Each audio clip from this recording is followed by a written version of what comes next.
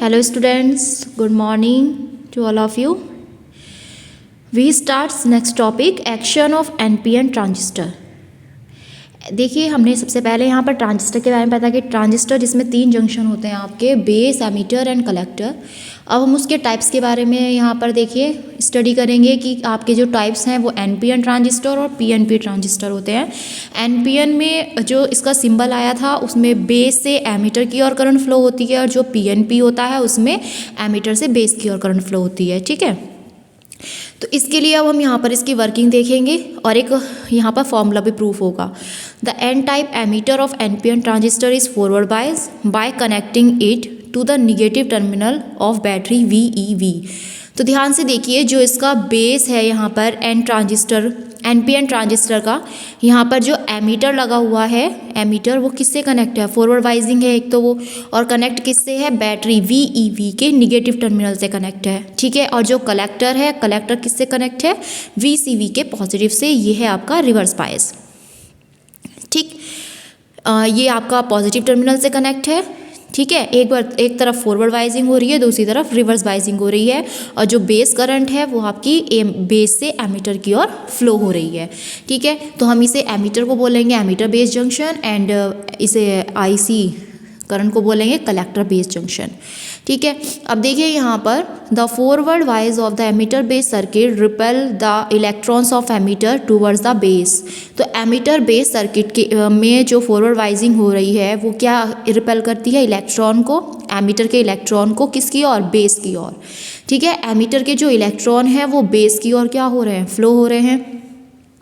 Setting up ammeter current, और क्या यहाँ पर क्या जनरेट कर रही है, एमीटर करंट को। As the base is very thin, base जो है यहाँ पर वो बहुत ही थिन है, लाइटली डॉप्ड है, और ए वेरी फ्यू इलेक्ट्रॉन, इसमें बहुत ही कम, ना के बराबर इलेक्ट्रॉन्स यहाँ पर एमीटर से कंबाइन होते हैं, जिसमें बेस का जो रहता है बेस के होल के साथ। ठीक है, क्योंकि इलेक्ट्रॉन क्या कर रहे हैं, इलेक्ट्रॉन तो आपके मूव कर रहे हैं। ठीक है, giving rise to base current IB and the remaining electrons are pulled by the collector।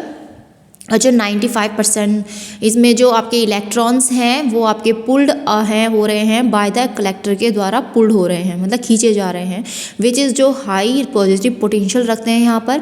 Electrons जो हैं वो फाइनली आपके कलेक्टेड किए जा रहे हैं पॉजिटिव टर्मिनल के द्वारा। जो BCV है वो क्या काम कर रहा है, कलेक्टर का क्या काम होता है, कलेक्टर इलेक्ट्रॉन को कलेक्ट करने का काम करता है। ठीक है, giving rise to collector current IC। ठीक है, जो क्या दे रही है, कलेक्टर करंट यहाँ पर आपको गिव कर रही है। As soon as an electron from the emitter combine with a hole in the base reason.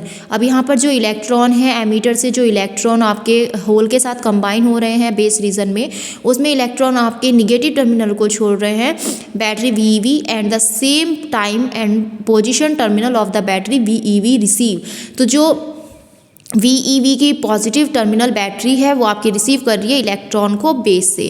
ठीक है, बेस से क्या कर रही है, वो उसे अपनी तरफ अट्रैक्ट कर रही है। ठीक है, रिसीव कर रही है। दिस सेट से बेस करंट IB।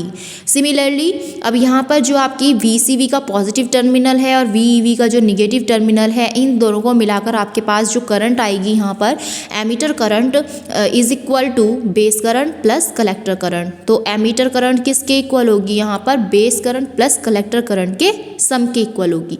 तो ये फॉर्मूला आपका NPN ट्रांजिस्टर के लिए आएगा। ये हम करंट निकालने के लिए, यहाँ पर फाइंड आउट करने के लिए इस फॉर्मूले का यूज़ करते हैं। ठीक है, तो जिस तरह हमने NPN ट्रांजिस्टर की वर्किंग की है वैसे ही हम PNP ट्रांजिस्टर की वर्किंग करेंगे। तो PNP ट्रांजिस्टर में देखिए क्या होगा, इसमें तो हमारी बेस से एमीटर की तरफ करंट फ्लो हुई है, और PNP में एमीटर से बेस की ओर करंट फ्लो होगी। तो the P type emitter of PNP transistor is forward bias by connecting it to the positive terminal of battery VEV। तो जो P टाइप एमीटर है PNP जंक्शन का, PNP ट्रांजिस्टर का, वो फॉरवर्ड वाइज हो रहा है by connecting it to the positive terminal of battery VEV। तो इसमें ध्यान से देखिए, इसमें BEV से आपका पॉजिटिव टर्मिनल कनेक्ट है और आपका VCV से निगेटिव टर्मिनल कनेक्ट है। ठीक है, क्योंकि आपका डायग्राम चेंज हो जाएगा, क्योंकि एमीटर से बेस की ओर करंट आपकी फ्लो होगी यहाँ पर। तो the forward bias of the emitter base circuit repel the holes of emitter. इस बार क्या होगा, एमीटर बेस सर्किट का जो फॉरवर्ड बाइजिंग हो रही है वो होल को रिपेल करेगी और इलेक्ट्रॉन को क्या करेगी, रिसीव करेगी यहाँ पर बेस की ओर। As the base is very thin, इसमें बेस क्या रहेगा, बहुत ही थिन रहेगा और लाइटली डॉप्ड रहेगा। ठीक है, अब यहाँ पर आगे देखिए, यहाँ पर आपको डायग्राम शो हो रहा है जिसमें एमीटर से बेस की ओर करंट फ्लो हो रही है। आप यहाँ पर इसका एरो देख सकते हैं। ठीक है, अब इसमें जो करंट आएगी, क्योंकि आपकी जो करंट है एमीटर करंट आपकी इक्वल हो रही है किसके, base current plus collector current की। ठीक है, तो ये आ जाएगा आपके पास जो इसकी करंट आएगी निकल कर, वो I E is equal to I B plus I C आएगी। Thus inside the P N P transistor the current conduction is due to the holes while electron are the charge carrier in the external circuit.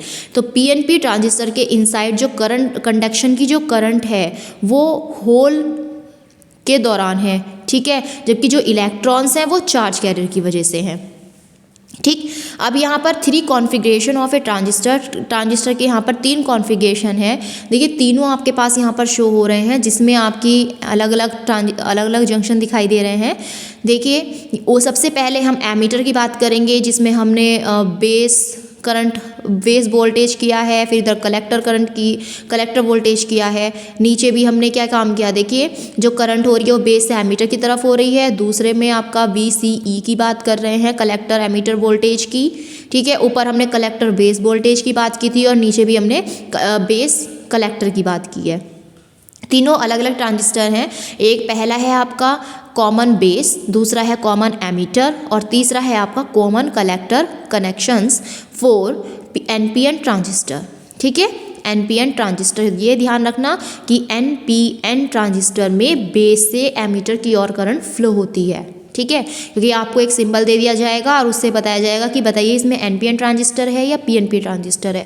तो वो आपको पता होना चाहिए कि NPN transistor में base से एमीटर की करंट फ्लो होती है। ठीक है, तो 3 तरह के आपके कॉन्फ़िगरेशन होते हैं, common base, common ammeter and common collector.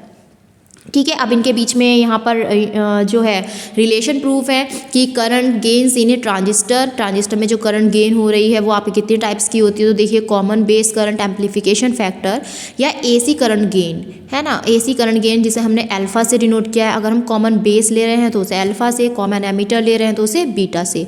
तो it is defined as the ratio of the small change in the collector current to the small change in the emitter current.